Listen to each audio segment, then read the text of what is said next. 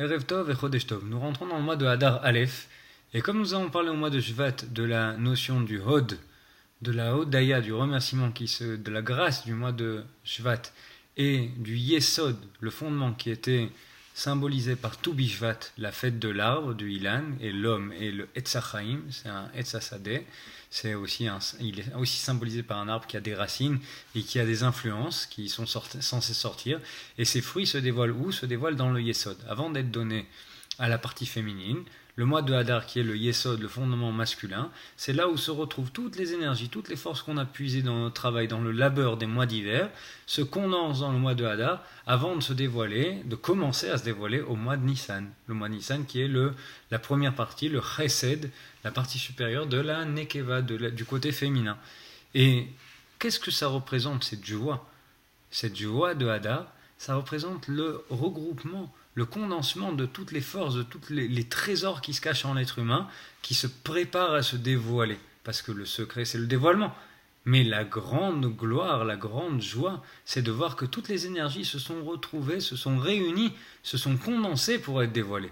C'est pas de les dévoiler une de temps en temps, une par là, une par ci. C'est d'essayer de condenser toutes nos énergies pour les faire sortir dans la gloire, dans la grandeur, dans la splendeur. Et c'est ça la grandeur du mois de Hadar. Et sur cette notion-là, j'aimerais partager avec vous quelque chose qu'on a vécu. Nous étions hier à un enterrement. Et à cet enterrement, nous ne connaissions pas la personne qui a été enterrée. On côtoie des gens, ses enfants et des gens qui sont proches d'elle.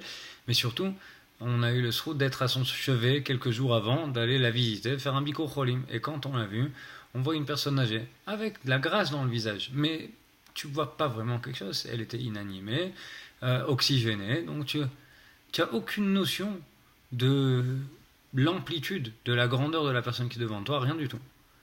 Et le jour de l'enterrement, donc hier, on entend à partir du matin des histoires qu'on nous raconte sur cette personne-là, et comment elle a amené la cache-route dans les hôpitaux, et comment elle a fait la Tehara des Métim, elle a fait purifier les corps des juifs qui décédaient en France, et plein de mitzvot comme ça, grandioses.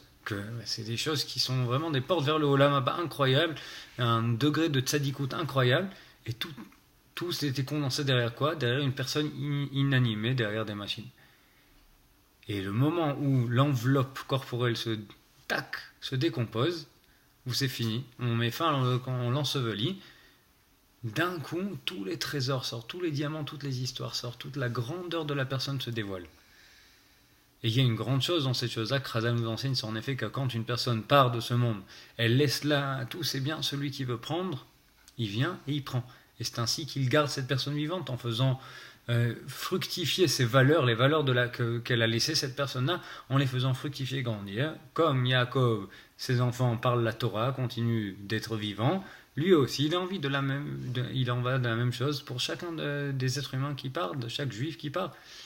Mais la plus grande chose, c'est ça qui a un peu attisé un petit soupçon de tristesse, c'est que c'est dommage qu'on ne se rende pas compte de cette chose-là quand la personne est encore en vie.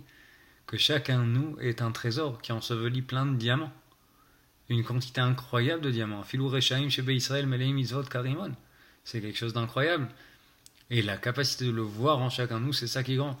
Et c'est vrai, on ne peut pas faire fi du fait que il y a le bien et il y a le mal. Il y a le Yetzer Tov et le Yetzer Ra. Il y a les Mitzvot et les Averot. Mais toujours est-il qu'il y a quand même plein de diamants à l'intérieur. Il y a plein de Mitzvot et de bonnes choses à l'intérieur, plein de grandes choses. Et même si tu vois rien à l'extérieur, ça ne veut pas dire que tu peux te permettre de les annuler. Et plus grand que ça. C'est ça que nous enseigne la Torah du Harizal, la Torah de Rabbi Nachman aussi beaucoup.